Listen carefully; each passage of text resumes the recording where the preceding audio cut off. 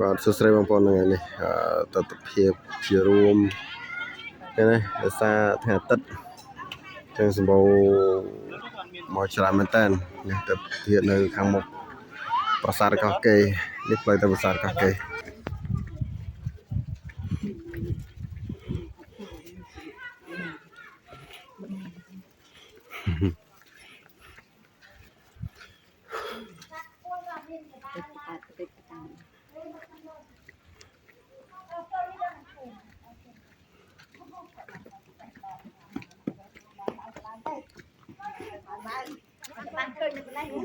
បាទមានចាស់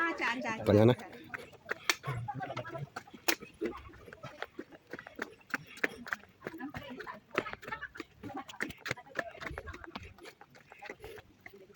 ស្វាយប្រៃ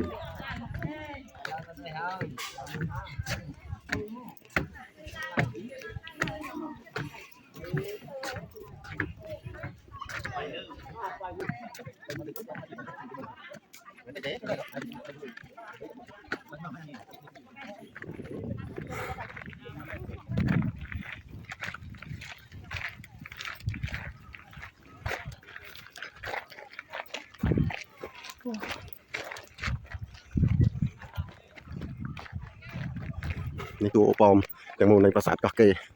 ទៅស្ថាបត្យកម្មដ៏អស្ចារ្យនេះដូចជាពីរ៉ាមីតស្រុកខ្មែរនេះធំតាមកាន់ដើរឈើដោយសារដើរបុរាណនឹងត្រូវត្រឹម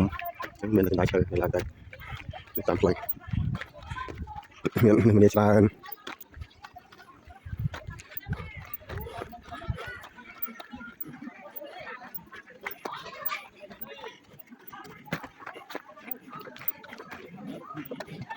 បងប្អូន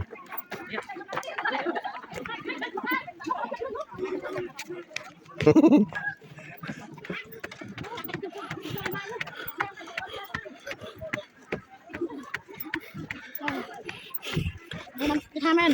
ថាម៉េច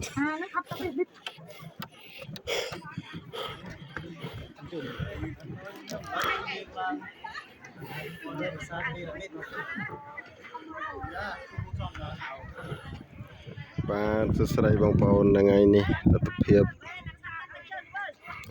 ព្រៃឈើនៅជុំវិញប្រាសាទកោះកេរគេថាទេសភាពឡើងដល់ទីនេះគឺមើលឃើញព្រៃឈើខៀវស្រងាត់តែម្ដងដោយសារខេត្តរវសាហើយមានលីឡំនៅផ្កាត្បាច់ព្រៃផងគេថាស្អាតមែនទេខ្ញុំបងប្អូនមានចំណាប់អារម្មណ៍ចង់មកលេងប្រាសាទកោះកេរអាចមកបានយើងអាចមកផ្លូវមាន2ដែលយើងអាចមកបានខាងព្រះវិហារមួយហើយយើងមកខាងសៀមរាបក៏បានដែរមកខាងស្រុកស្វាយលើចូលតាមផ្សារដំដែក